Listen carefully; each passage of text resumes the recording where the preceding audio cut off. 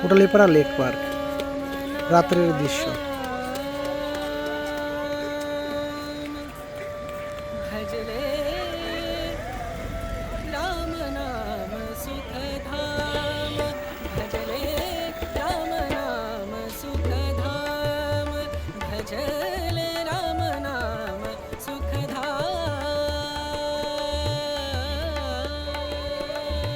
কোটালীপাড়ার এই অংশটির বাস স্ট্যান্ডের ঠিক দক্ষিণ পাশেই Kotalipara lake park. Kotalipara lake পার্কের রাত্রের দৃশ্য সব থেকে সুন্দর লাগে দিন থেকে রাতের দৃশ্যতে।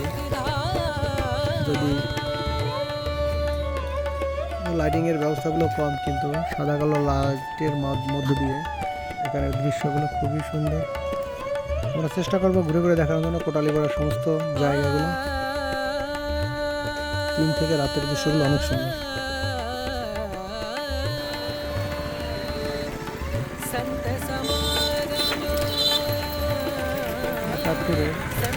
একাত্তর প্রতিমাস এবং কোটালীপাড়া উপজেলার পরিষদ।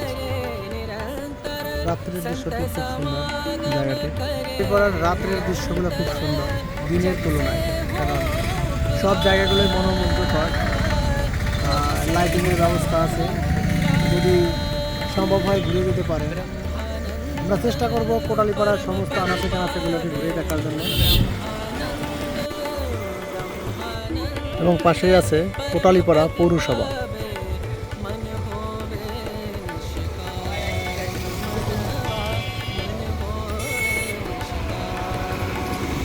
আছে পৌর সুপার মার্কেট, এখানে স্বপ্ন আছে। একটা পৌর মার্কেটও আছে গোপালগঞ্জের ঘাগর বাজারের কোটালীপাড়ায় জায়গাটিতে। চলুন দেখা যাক ভিতরে কি অবস্থা।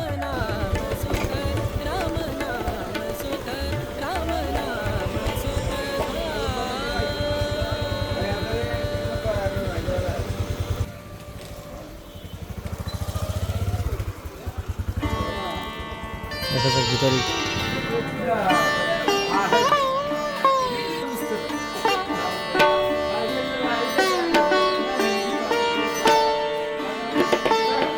এবং পাশে আছে মাছ বাজার,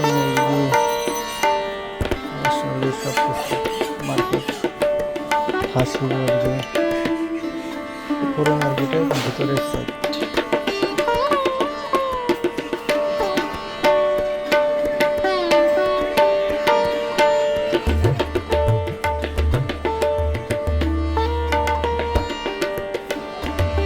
ভিডিওটি খুব ইন্টারেস্টিং হবে।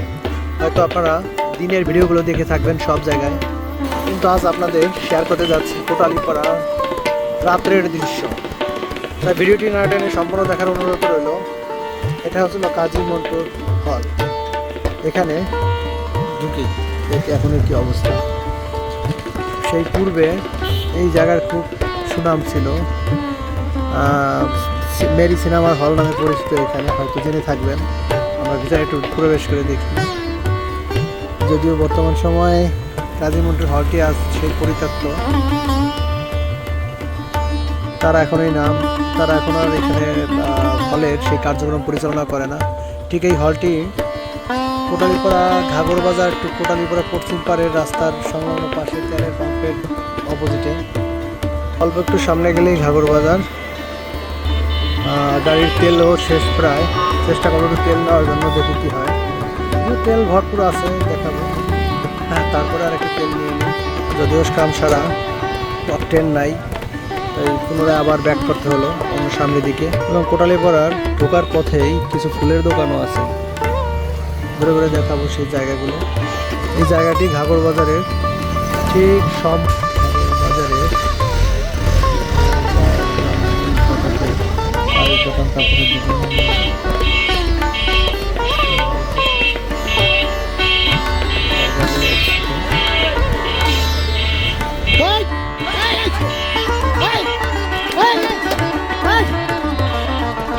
বাজারের প্রবেশদ্বার, যেটা হচ্ছিল গোপালগঞ্জ বা ঢাকা কোটালীপাড়ার মহাসড়কের পাশেই, ঠিক হাতের বাম সাইড দিয়ে এই জায়গাটি ঘুরে গেছে।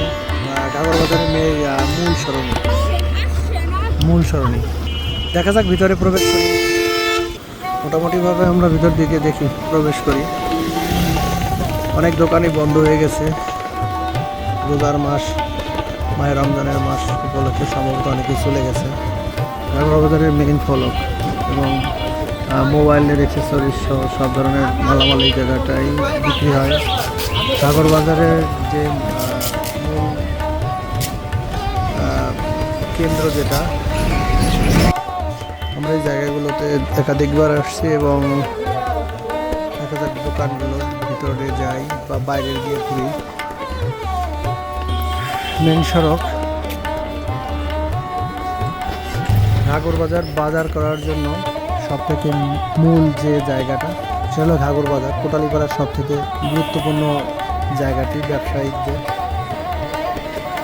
তো ঘাগর বাজারের মহাসড়কের উত্তর পাশে ঘাগর বাজারে অবস্থিত একটা দারিদ্র বিমোচন বা জুম করে দেখানোর চেষ্টা করব পল্লী উন্নয়ন একাডেমি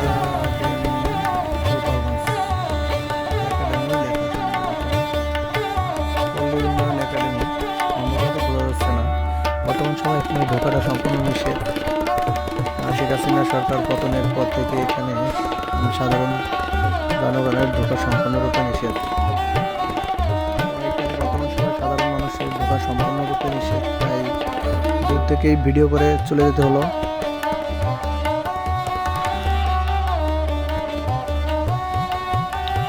সম্পূর্ণরূপে নিষেধ করছে সিকিউরিটি গার্ড, যেখানে ভিডিও করাটাও সম্পূর্ণরূপে নিষেধ।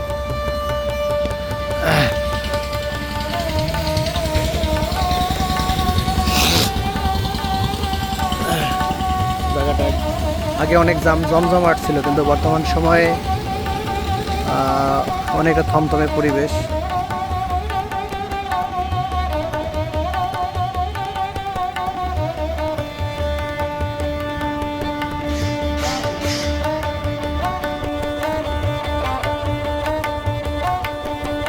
ভিডিওটি কেমন লাগলো জানাবেন, লাইক কমেন্ট শেয়ার করবেন, কারণ আপনাদের ভালো লাগলে বা আপনাদের লাইক কমেন্টে শেয়ারের মাধ্যমে আমরা উৎসাহ পাবো এবং নতুন নতুন ভিডিওগুলো নিয়ে আসতে আগ্রহ প্রকাশ করব।